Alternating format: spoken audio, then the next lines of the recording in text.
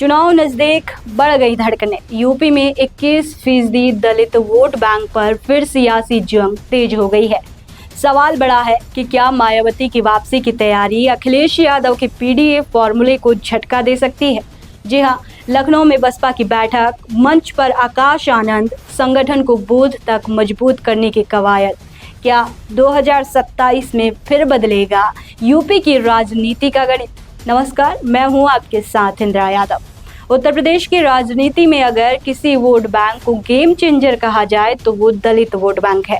करीब 21% दलित आबादी वाला यूपी देश का सबसे बड़ा राजनीतिक मैदान है, जहां सत्ता का रास्ता कई बार दलित समाज के समर्थन से होकर गुजरता है। यही वजह है कि 2027 विधानसभा चुनाव नजदीक आते ही बहुजन समाजवादी पार्टी यानी बसपा एक बार फिर एक्टिव मोड में दिखाई देने लगी है। रविवार को लखनऊ में मायावती की मौजूदगी में हुई बड़ी बैठक ने साफ संकेत कर दिया है कि बसपा अब सिर्फ राजनीतिक मौजूदगी दर्ज कराने नहीं, बल्कि खोया हुआ जनाधार वापस लाने की तैयारी में भी जुटी है।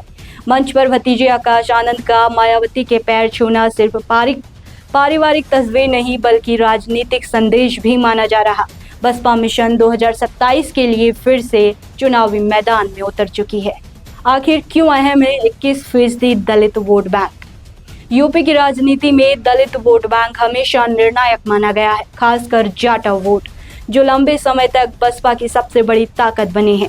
2007 में मायावती ने सर्वजन सोशल इंजीनियरिंग मॉडल के सहारे पूर्ण बहुमत की सरकार बनाई थी। दलित, ब्राह्मण और अन्य वर्गों का समीकरण उस वक्त बसपा के पक्ष में गया था, लेकिन पिछले कुछ चुनाव में तस्वीर बदलती गई। 2014 और 2019 लोकसभा चुनाव में भाजपा ने दलित वोट बैंक में बड़ी सेंध लगाई। वहीं 2024 के लोकसभा चुनाव में समाजवादी पार्टी और कांग्रेस गठबंधन ने पीडीए, पिछड़ा दलित अल्पसंख्यक फॉर्मूले के जरिए गैर जाटव दलित वोटों में पैठ बनाने की कोशिश की। इसका असर कई सीटों पर भी दिखाई दिया।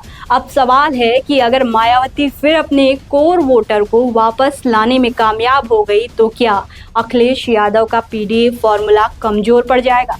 राजनीतिक जानकार मानते हैं कि समाजवादी पार्टी की ताकत सिर्फ यादव मुस्लिम समूहकरण नहीं, बल्कि दलित पिछड़े वर्गों तक बढ़ती पहुंच भी है।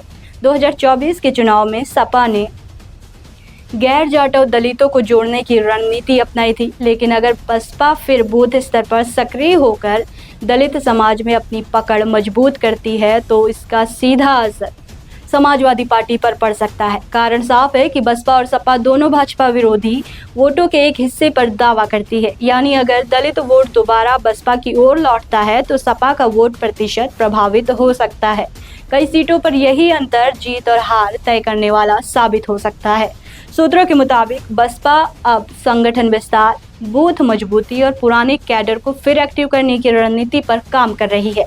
लखनऊ बैठक में जिला अध्यक्षों, मंडल कोऑर्डिनेटर और जिला प्रभारियों को साफ संदेश दिया गया कि 2027 की तैयारी अभी से करनी होगी। हालांकि लड़ाई सिर्फ बीएसपी बनाम एसपी की नहीं है। भाजपा ने भी पिछले एक दशक में दलित वोट बैंक पर मजबूत पकड़ बनाने की कोशिश की है। मुफ्त राशन, आवास, उज्ज्वला, शौचालय जैसी योजनाओं ने दलित और गरीब वर्ग में असर डाला है।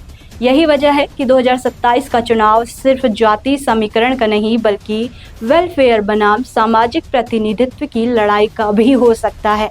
तो क्या 2027 में फिर बदल जाएगा यूपी का खेल?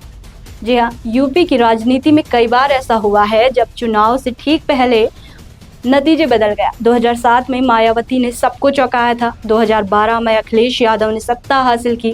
2017 से 2022 में भाजपा ने बहुमत दोहराया। अब 2027 के लिए सवाल यही है कि क्या मायावती एक बार फिर दलित राजनीति का केंद्र बन पाएंगी? क्या बीएसपी का पुनर्जीवन पीडीए की राह में सबसे बड़ा रोड़ा बनेगा, या फिर अखिलेश यादव अपने नए सामाजिक समीकरण को बचाने में कामयाब रहेंगे? फिलहाल इतना तय है कि चुनाव अभी दूर है, लेकिन सियासी बिसात बिछ चुकी है। मायावती मैदान में एक्टिव है, अखिलेश पीडीए पर भरोसा जता रहे हैं और भाजपा अपनी सामाजिक गठजोड़ को मजबूत करने में जुटी है। अब देखना होगा कि 21% वोट बैंक आखिर किसके साथ जाता है, क्योंकि यूपी में सत्ता का रास्ता अक्सर इसी दरवाजे से होकर गुजरता है। आपकी इस पर क्या राय है? कमेंट में ज़रूर बताएं।